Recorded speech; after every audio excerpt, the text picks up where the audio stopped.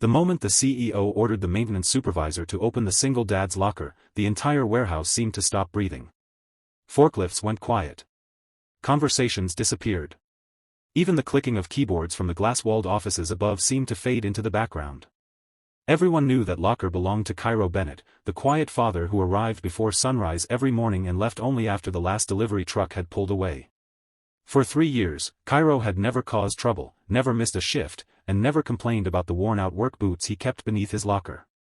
Yet now, standing beside the CEO with his hands folded calmly in front of him, he watched a master key turn inside the lock that had always represented the little privacy he had left in a difficult life. Cairo had learned long ago that people often made assumptions about quiet men. Some believed silence meant weakness. Others believed a man who never talked about his problems must not have any. Cairo knew better. His silence was simply the way he protected the small pieces of peace he had managed to build for himself and his 8-year-old daughter, Amara. He worked at Bellwether Distribution Center, a sprawling daytime operation on the edge of the city where thousands of packages passed through every week. His official job was inventory assistant, but over the years he had become the person everyone called when a scanner stopped working, a shipment disappeared from the system, or a new employee needed help understanding the warehouse. Cairo never asked for recognition. He simply helped and returned to work. That morning had begun like every other morning. Cairo had packed Amara's lunch before taking her to school, carefully placing a small note inside her lunchbox because she had recently told him that grown-ups never received surprises. He had smiled and written, "You are my favorite reason to keep going." Then he had driven to work in his aging blue sedan, checked the morning inventory, and started sorting incoming shipments.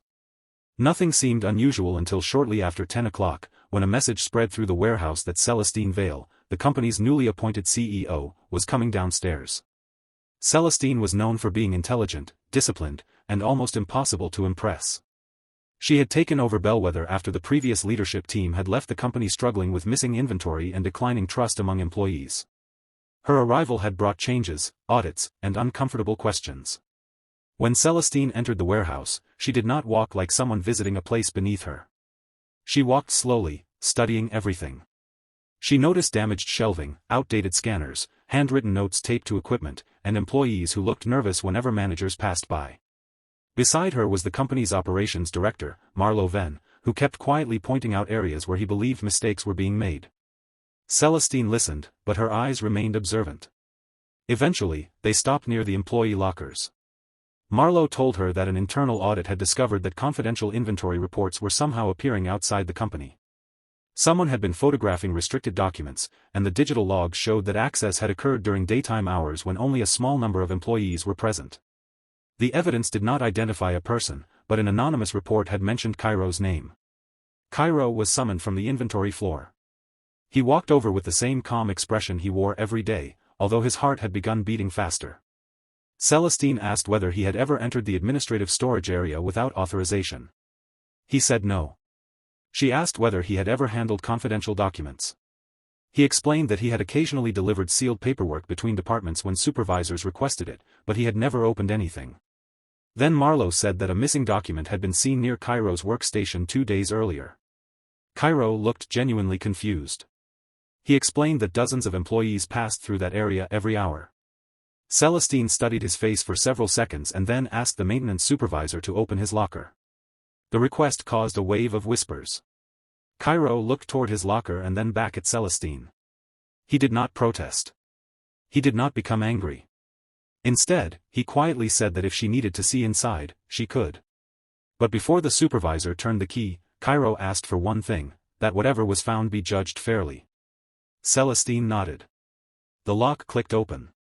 The metal door swung outward. Everyone expected to see something suspicious. Instead, they saw a folded child's jacket, an old lunch container, 2 pencils, a small paper bag, a pair of worn gloves, a paperback children's book, and a neatly wrapped parcel secured with a piece of blue ribbon. For a few seconds, nobody spoke. Then the maintenance supervisor reached toward the parcel. Cairo immediately asked him to stop. His voice remained respectful, but something in it made everyone pause. Celestine asked what it was. Cairo explained that it was a birthday present for Amara. He had bought it weeks earlier but could not afford to take it home yet because Amara was very observant and would discover it immediately. He had hidden it in his locker because he wanted her birthday morning to feel special. Celestine looked at the other items. The child's jacket had clearly been repaired several times. The paperback book had handwritten notes inside. The lunch container was old but spotless. There was nothing suspicious. Marlowe, however, was not satisfied. He asked why Cairo kept so many personal things at work. Cairo explained that after school, Amara sometimes waited for him at a nearby community center until he finished his shift. When he could not pick her up immediately, he carried her things in his locker so he could meet her without making her walk home alone. He had been raising her by himself since she was 5. He had no relatives nearby, and every month required careful planning. He did not tell people because he did not want sympathy. He wanted his daughter to grow up believing that difficult circumstances did not determine her future. Celestine looked again at the locker. Something about the scene bothered her, not because she had found evidence, but because the locker contained a life that was far more complicated than the employee file she had read that morning. She noticed a small envelope tucked behind the book. Cairo hesitated when she asked about it. Eventually, he explained that the envelope contained letters Amara had written to him. He kept them because they reminded him why he worked so hard. Celestine did not ask to read them. Instead, she told everyone that the locker search was finished. But the investigation was not over. That afternoon, security discovered that the confidential inventory reports had been accessed from a terminal assigned to Cairo's department. The timestamp showed that the access occurred during Cairo's lunch break. Marlowe immediately argued that this was enough to suspend him. Cairo listened quietly while the accusations grew stronger. He knew what losing his job would mean. It would mean missed rent, unpaid school expenses, and perhaps losing the apartment where Amara slept. Yet he still refused to accuse anyone else without proof. He simply said that he had not accessed the files. Celestine asked security for the full access record instead of accepting the summary. The technician hesitated before admitting that the report only showed the terminal, not the individual user. Celestine asked who else had access to that terminal. The technician listed several employees. Then she asked whether the system recorded whether someone physically entered the restricted area. It did. The information created the first crack in the case against Cairo. The terminal had been used during his lunch break, but security footage showed that Cairo had left the building entirely during that period to deliver a forgotten asthma inhaler to Amara's school. He had signed out at the front entrance, and the school receptionist could confirm his arrival. Marlowe looked uncomfortable. He suggested that someone could have used Cairo's credentials. Celestine asked why his credentials were available. The technician explained that the department had been using a shared access profile for months because several employees had complained that individual logins slowed down their work. Celestine's expression hardened. The investigation had been built on a system that made it nearly impossible to identify the actual person responsible. Instead of ending the matter there, Celestine spent the rest of the afternoon reviewing the warehouse records. Cairo returned to work, but he could feel the eyes of his co-workers following him. Some avoided him because they believed he had been accused. Others quietly apologized. Cairo accepted every apology without resentment. At the end of his shift, he walked to the community center and found Amara waiting with a drawing in her hands. She asked whether he had remembered the surprise. Cairo smiled and told her that he had. She did not know that her father had nearly lost his job that day. He did not tell her. He simply took her hand and walked home. The next morning, Celestine arrived before most employees. She had spent the night reviewing the security footage. She noticed something that others had overlooked. On the day the confidential documents were accessed, a delivery coordinator had entered the restricted area using a temporary access badge. The badge had been issued under an outdated employee number. Further investigation revealed that the badge had not been properly deactivated after a contractor left the company months earlier. The access trail had been manipulated by a simple administrative mistake, but the person using the badge had also taken advantage of the company's weak security procedures. Celestine called a private meeting with Cairo. She told him that he was completely cleared. Cairo listened without celebrating. Instead, he asked whether the person responsible would be treated fairly as well. Celestine was surprised. She asked why he cared. Cairo said that losing trust was painful, but destroying someone's future without understanding the truth was worse.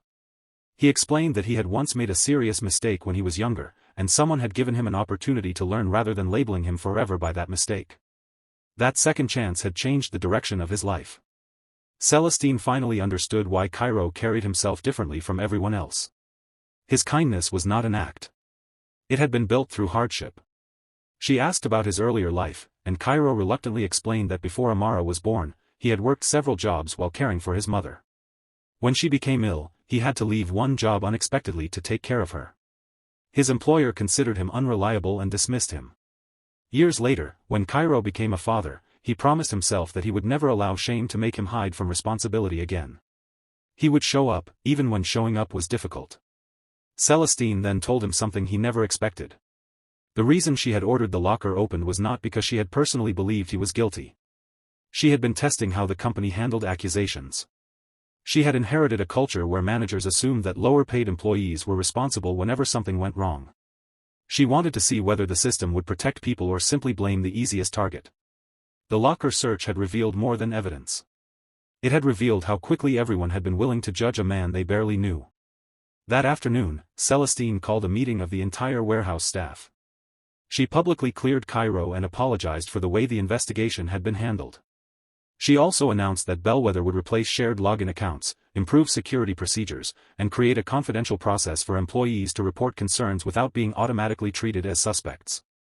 But then she surprised everyone by asking Cairo to step forward.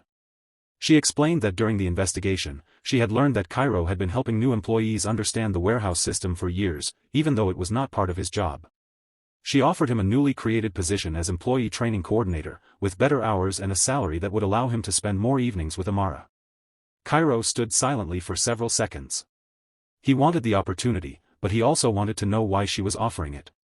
Celestine told him that leadership was not simply about finding people who never made mistakes. It was about recognizing people who remained honest, compassionate, and responsible when life gave them every reason to become bitter. She believed Cairo had those qualities. The warehouse erupted in applause, but Cairo's eyes filled with tears. Weeks later, the little blue ribbon parcel finally left the locker. On Amara's birthday, Cairo placed it on the kitchen table before she woke up. Inside was a simple art set and a notebook. Amara opened it with enormous excitement. On the first page, Cairo had written a message telling her that no matter how difficult life became, she should never measure herself by what she owned or by what other people assumed about her. She should measure herself by the kindness she gave when nobody was watching. The following Monday, Cairo returned to Bellwether in his new role. The same locker still stood against the wall, but he no longer needed it to store his daughter's belongings. Celestine had arranged for employees to have secure personal storage, and Cairo had learned that accepting help did not make him weak. It simply meant that sometimes the people around us deserved a chance to give back. Months later, a new employee asked Cairo why everyone seemed to respect him so much. Cairo smiled and said that respect was not something a person demanded. It was something built quietly, one honest decision at a time. Then he glanced toward the old locker and remembered the morning when everyone had gone silent. He realized that the most important thing inside that locker had never been a document, a gift, or a collection of old belongings. It had been proof of a father's love, a man's perseverance, and the life he was trying every day to build for his child. Special request: if this story touched your heart, comment below with, "Kindness deserves a second chance." If this story inspired you or reminded you of the power of kindness, please like, share, and subscribe to Heartwarming Tales so more people can discover stories that bring hope and encouragement. In the end, Cairo learned that being misunderstood could hurt, but it did not have to define him. Celestine learned that leadership without compassion could become nothing more than authority, while compassion without courage could never create meaningful change. And everyone in that warehouse learned a lesson they would remember for years: sometimes the quietest person in the room is carrying the greatest story. We may never know what someone is fighting through behind a calm face, an old jacket, or a simple locker door. So before judging another person, pause, look deeper, and choose understanding. Because a second chance can change a life, kindness can restore dignity, and sometimes the smallest act of compassion can open a door that no key ever could.